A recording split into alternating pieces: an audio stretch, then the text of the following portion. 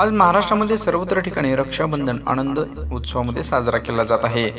यामध्येच मात्र भाजप नेत्या पंकजाताई मुंडे यांनी रक्षाबंधनानिमित्त भाऊ मंत्री धनंजय मुंडे आणि रासपचे नेते महादेव जानकर यांना राखी बांधल्याचा व्हिडिओ देखील सध्या सोशल मीडियावर व्हायरल होत आहे।